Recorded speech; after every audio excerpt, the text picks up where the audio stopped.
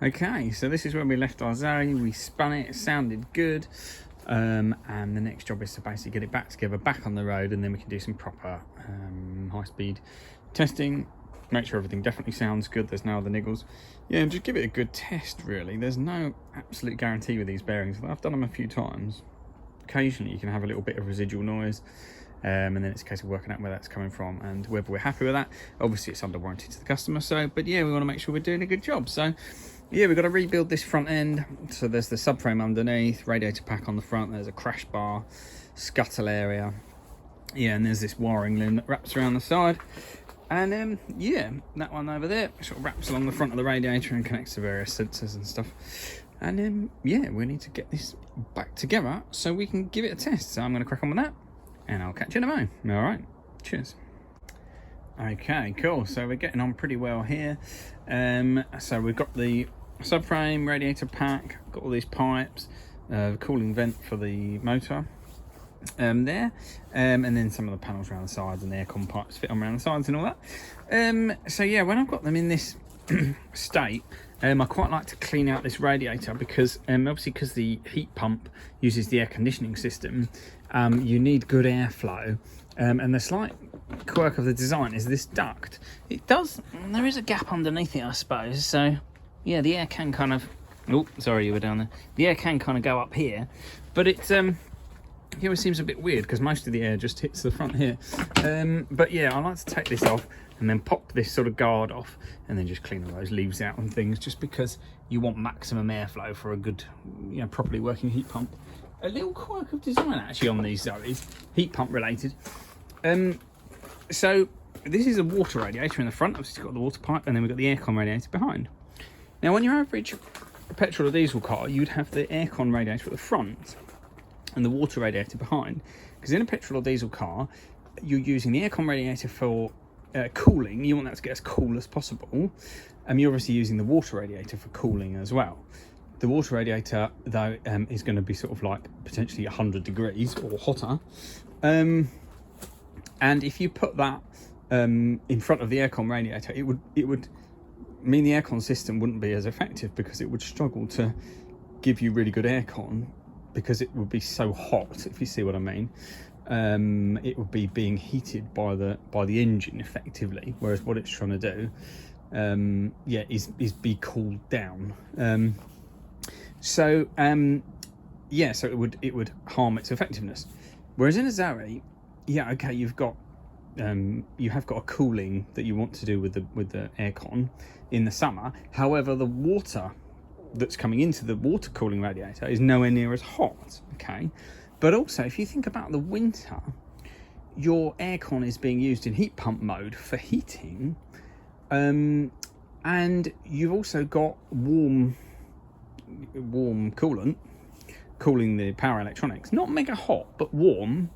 So it's interesting with Zoes, because if you think about the air that passes through the radiator, it gets warmed slightly by the power electronics, because these power electronics are cooled by this front water cooling radiator, and then so the air gets slightly warmed, and that warm air goes into the aircon radiator. So if you're in the winter in heat pump mode, this aircon radiator wants to be warmed up. So the Zoe can actually indirectly scavenge heat from the powertrain, from the power electronics, and use that to warm the cabin, because the air, if it's, let's say it's like -2 outside, the air hitting the front radiator is going to get warmed by the power electronics, cooling radiator, before it hits the aircon radiator. So interesting quirk. So in a Zoe, these two radiators are actually the other way around than you would expect in sort of your average petrol or diesel car. So yeah, interesting. And obviously with a Zoe, you basically never get a stone chip affecting the aircon rad because it's behind, which is kind of handy. So yeah, I'm just going to clean that out, and then I'm going to crack on. Hopefully this will come together quite quickly, because I just want to get this back on the road and see how this is going. So obviously we've got all this scuttle area still to do. So there's a 2-part scuttle there. We've got the crash bar, and we've got all that wiring loom to put all along, and various bits and bobs. So there's still a fair bit to do. So yeah, I think I'm going to crack on, and I'll catch you later. All right, cheers. Yeah, this was the kind of build-up of stuff that I wanted to get out. Yeah, so the air can kind of move up there, but still, we want to clear that out. Give that a good brush. And the other thing I should mention is I just did a little member video on how to do the coolant changes on these, which, yeah, is quite doable at home, actually. Not too difficult. There's just a set procedure you need to follow, and just obviously using the right products and things like that. So, yeah, if you're interested in how to do that, and my product recommendations, the product I've used multiple times on Zoe's, which is an aftermarket coolant, but fully compatible, yeah, then check out the member videos. They are priced literally as cheap as physically possible on YouTube, just to just sort of cover the cost of doing those videos and sort of accessing information, stuff like that. So yeah, if you're interested in doing a few more jobs on your Zoe, check those out. All right, cool, cheers. Okay, cool, so we're getting somewhere now. So yeah, as you can see, headlights, charging socket, that air dam things on there, sort of guides the air in. A few bits left to do. The thing I'm going to do next is just clean the pins on that socket, because they look pretty dusty. I know this car's been sat for quite a while, so yeah, just a bit cruddy in there. This also gets really stiff, and if you leave it, then it just breaks off basically. That it's quite weak there, so just sort of put a bit of oil on there. Same on this bonnet release, so it was a little bit stiff as well. So yeah, just doing a few bits and bobs as it's going back together, just make sure everything's going to work all right, because the car's been sat around for a while. So yeah, headlights are on, so yeah, the coolant's in it and that's all bled out. I haven't put any gear oil in it yet, and I've got under trays, arch, the front arch liner, obviously wheels, bumper, and that's about it, I think, with the yeah, with the gear oil. Yeah, cool. Sorry, just thinking. But yeah, it's actually coming together quite nicely, so I'll get these final bits done. I'm quite keen to get this back on the road, and just check it all works basically, because you can never be 100% sure till you've really driven it a bit, and if those bearings are not sort of spot on lined up, then you could have another issue. And obviously we're not in a factory, we're not in a lab. We sort of do our best. They're lined up, but they're not they're potentially not perfectly lined up, which they really need to be for a bearing. So we shall see. We do our best, and then we see what happens basically. So hopefully we don't have to take it all out and put another motor in it, but we will see. That's always the risk. Right, I'll get this finished and I'll get back to you later. All right, cheers. Okay, so I've just cleaned the charge port, so that's all good, and just making sure it charges. So this is just on a 3-pin cable, because that's all I've got in the workshop. I've got a pod point, but that's around the other side, yeah, it always looks a bit random when they're charging all the way back together, but yeah, it's all good. I'm just going to let that charge for a few minutes. Slightly annoyingly on the Zoe, so the granny cable is 10 amps, so we've got about 230 volts ish, 235, so about 2.3 kilowatts. We'll lose a bit through efficiency, but you'll get about 1.9 kilowatts or something going into the battery, but 6 hours from 80%. So this is a 41 kilowatt hour car, so 20% of that will be 8.2 kilowatt hours. I mean, this has done 71,000 miles, so call it 40 kilowatt hours because of loss through age, degradation, stuff like that. So yeah, 8 kilowatt hours on it's roughly 2 kilowatt supply. Should be able to do it in 4 hours. It's just the annoying thing about the Zoe, it shows the balance time on Leaf, so you get like a time to 80% and stuff like that, which would be nicer. Also, it doesn't actually show you the charge rate. It's really light on the information, which I think is really annoying. But yeah, it charges. It's actually really nice inside this car. I've certainly had a lot worse. One outside that I own is a lot worse. This is a customer car. But yeah, just making sure it all charges, and then I'll finish putting it back together. So I will catch you in a bit. Cheers. Well, it's got a bit late, but we are nearly there with the car.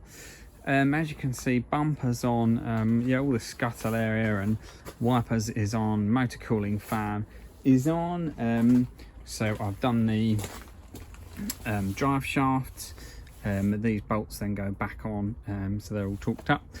Yeah, discs are a bit corroded on this. Car's apparently been sat around for quite a few months, something like 10 months, something like that, just due to the issue it had and the customer trying to work out where they're going to get it repaired. I've just put the reduction gear oil in because I hadn't done that yet. So literally all that's left, I've done the front arch liner as well. So obviously wheels, under trays, that's one of the under trays, and then there's another plastic under tray and an aluminium under tray, which fits, it like shields the battery cables, so it's like a really small one just over the cable connectors on the front of the battery pack. other than that, it's ready to test drive, which will be cool. So yeah, very shortly, when it's light, yeah, we'll get this out and then yeah, do some decent testing and see how we go. So yeah, cool. Right, catch you later. Cheers. Okay, so this car is fully back together.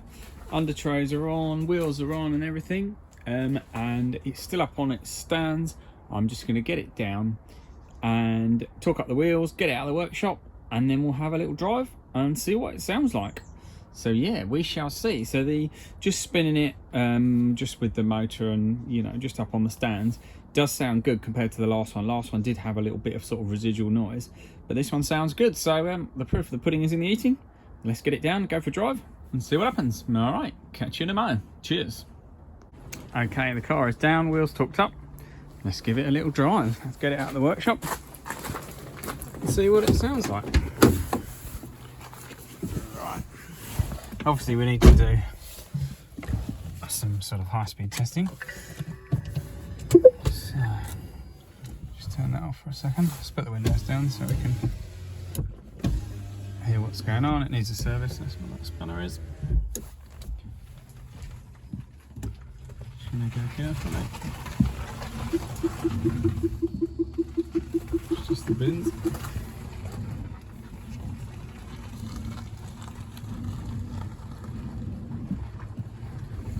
Well, all I can hear is the brakes, which are quite corroded.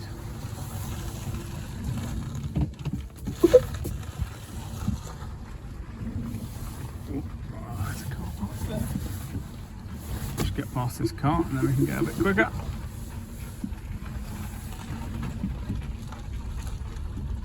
Well, I know we're going backwards, but I can't hear anything.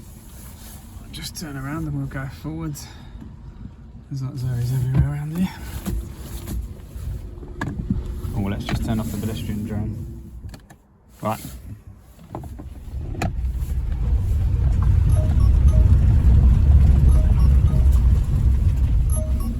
Sounds good to me. You can hear the brakes. Let's go backwards. Sounds pretty good to me. Well, so far so good. I need to take it for a fast run, but that sounds good to me. Right, cool. Well, that will do me for now. It is working. I'll take it for a proper run, but this car, hopefully, is now properly up and running, and I will catch you later. Cheers.